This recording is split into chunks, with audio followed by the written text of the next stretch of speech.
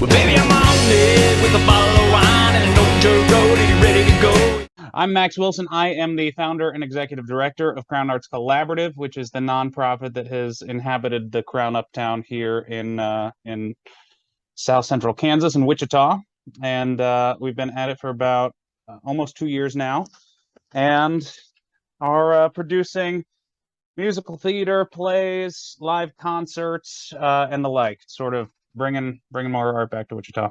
What was the idea, the start of the foundation? How did you transition from the actual theater to the foundation? Yeah, it was not easy. But the problem is that these old buildings, especially, have just massive overhead, sometimes upwards of $5,000 just for the electric bill. Just the sustainability of these larger, more historic buildings is nearly impossible. So I'd worked on and off in the building for 11 years, and that time it changed ownership hands, I think 4 times in 11 years.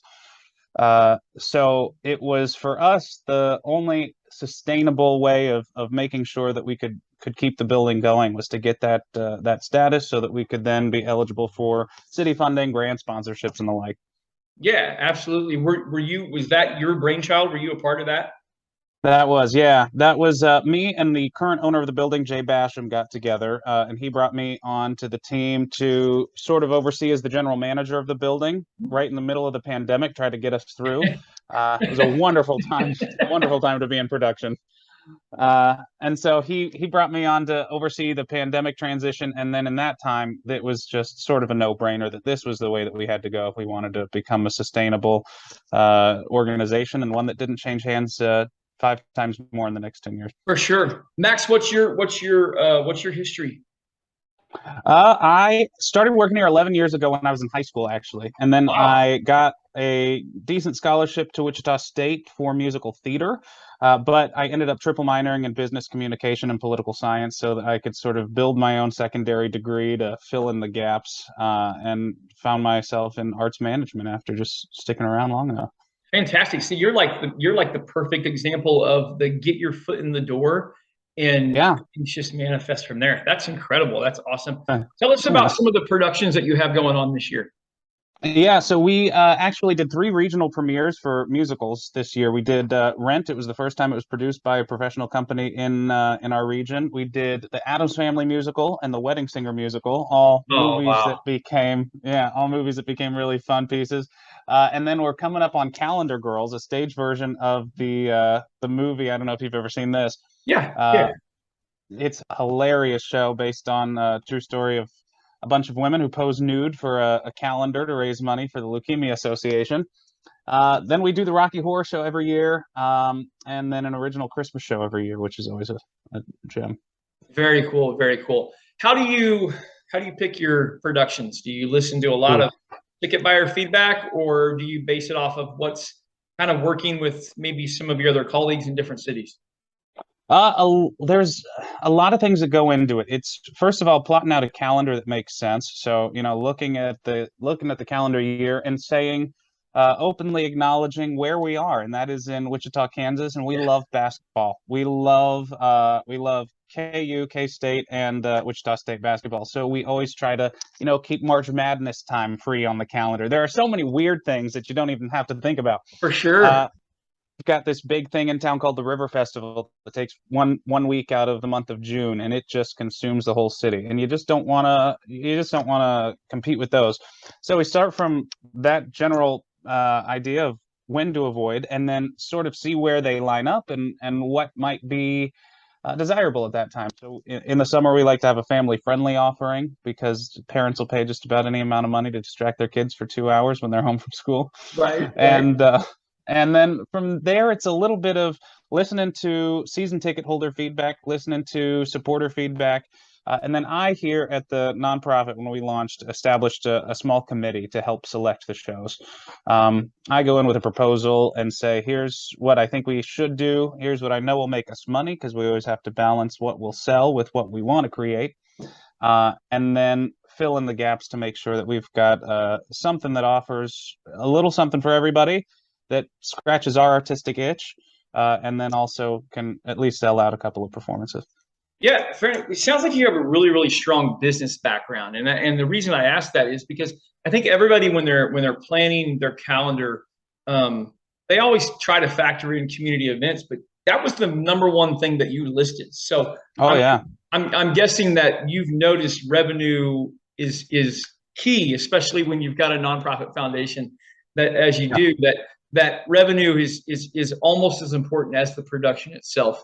Yeah, especially in our earlier days when we don't have that huge donor base and huge numbers of endowments coming in. We've got to be smart about that. Yeah. Yeah, that's awesome. I love that. I love that. So tell us, yeah, I guess just personally, on your own personal Yeah. basis, what is what is the best production you've ever seen? Oh, that I've ever seen. Oh God, that's a hard one.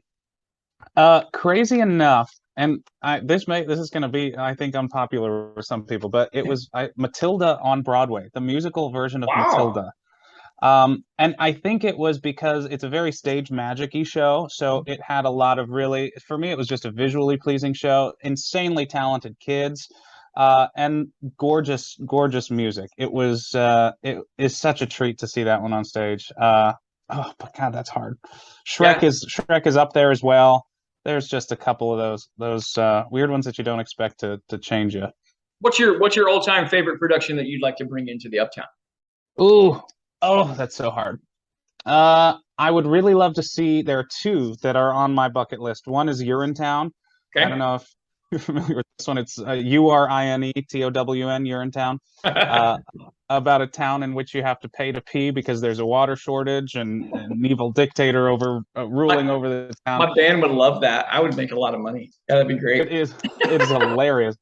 And then the other is a musical called Sideshow, which is based on the true story of a couple of conjoined twins Oh, who were in the sideshow circuit, Daisy and Violet, who were in the sideshow circuit in the 1920s. wow. It's brilliant. It's just sort of a show about love and loving yourself when you're different, and God, it's beautiful music. Wow. It Yeah. seems like there's some sadness in that. I mean, that's what I would just watching that. That would be tough. Culturally, I Yeah, think that's pretty important. Yeah, oh yeah, but at the same time, there are so many. It's got beautiful comedic elements, and it is hard to watch because it is true. I think more than anything, uh, and it goes into being a famous, also fame on top of being a different person and how that sort of impacted their journey. And sure. yeah, it's Wow, heavy, but it's beautiful. I'm gonna search that one out. That's going on Yeah, that's going on my do to it. do watch list for sure. Yeah. Has that been brought over to like video production yet? I don't think so. They did a Broadway revival, I think in 2014-ish. But the original is I think came out in the 80s. Just yeah, beautiful Fantastic, show. fantastic. How big of a focus is youth and children's productions for you guys? That is a very good question. It this place, because of the history of our building, it has to play a major role. This place was famous when I was a kid for doing children's shows, where for $10 you could bring your kids for a hot dog, mac and cheese, chicken nugget buffet, and they'd Yeah, put on a show for you for 45 minutes that would keep your kids entertained. And so since I've come back, we partnered with Wichita Children's Theater, who has been doing shows like that for a very long time. And we brought that back through a partnership rather than through production ourselves, which is great for both organizations then. And then that brings people in the door. And then sure. we can say, while you're here, by the way, we're doing the Addams Family musical. We're doing these shows that are geared towards kids. And my big thing in Wichita too is it's a city that loves theater and loves live music more than most places I've been. And so for me, we got to get them hooked while they're young. Get them to these shows where they can see these beautiful things. Partner with Wichita State University, Friends University, Newman University, our local places, so that we can get some students in here too to continue the Yeah, cycle.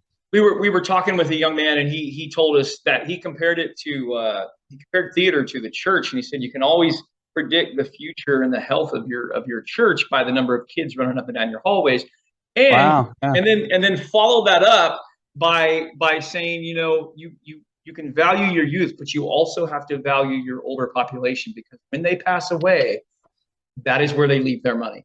And Oh yeah. it was beautiful to see it tied together from the older generation to the younger generation, and really watching an organization, because even churches or organizations, watching them just be very business minded when it came to that. And so I find this whole 2 years just having a foundation that's incredibly intriguing. It's very rare, because so many theaters are deep-rooted nonprofits, and have existed for so many years. And now the building is, but now your foundation is brand new. And so I'm sure that bringing in sponsorships and donors is a challenge.